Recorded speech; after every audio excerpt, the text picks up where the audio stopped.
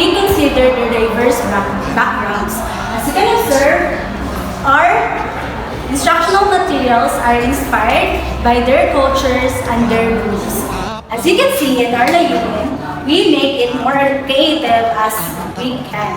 So, in going to present our layunin, we're going to roll this one to make it more creative and to catch the attention of the students, since we were going to start our class by introducing our layunin. To our topic, which is ang aking pag-ibig. Ang aking pag-ibig is a poem. So as you can see, it is very large and very big. Kaya our students or some of our students are not able to see if we make this visual aid small in letters. And also for our group activities, we also printed our pamantayan in order for the class.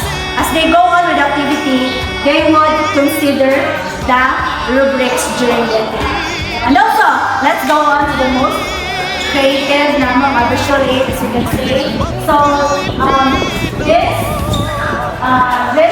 visual aid has the elemento ng tula. So,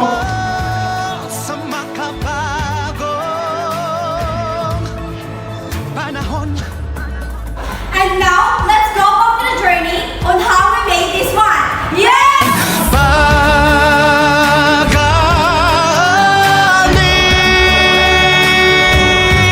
The following are the materials that we used during the process.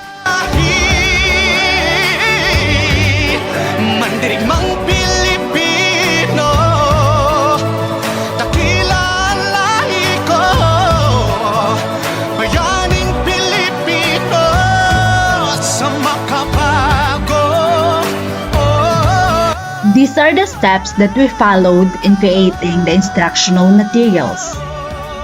The first thing we do is we gather all the necessary tools such as cardboard for structure, printed content, colored paper, markers, glue, scissors, and visual aids.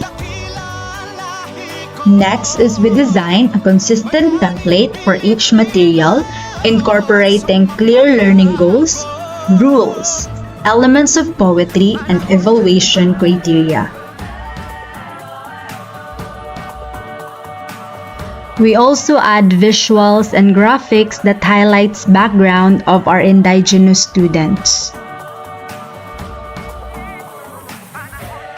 The next step in the process involves the meticulous work of printing, cutting, and pasting the materials. This phase requires careful attention to detail to ensure accuracy and quality.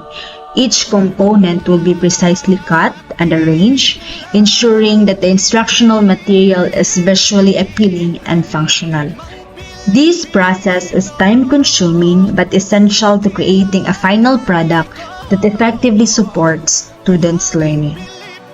The next step involves creating the body of the instructional materials, ensuring firmness and durability by using sturdy materials like cardboard. The next thing is organizing instructional material, ensuring that all components are arranged.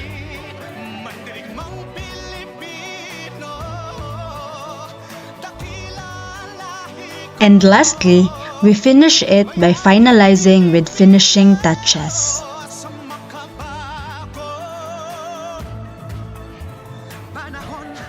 Our budget plan was initially set at 441 pesos, anticipating higher cost for materials.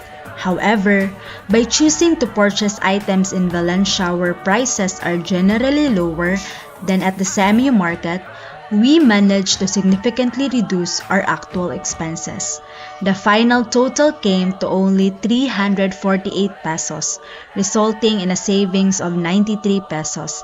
This decision to buy in Valencia allowed us to obtain quality materials at a more affordable price, keeping our project well within budget while also maximizing our resources. Creating instructional materials is no easy task. There were sleepless nights, and every ounce of strength was used. Update is already 12 in the evening. Yet because of the collaboration within our group, everything became more manageable. Instructional materials are a crucial aspect of teaching, as they significantly enhance the quality of education for each student. As future educators, we must dedicate ourselves to supporting our students' learning, taking into account their unique needs and learning styles.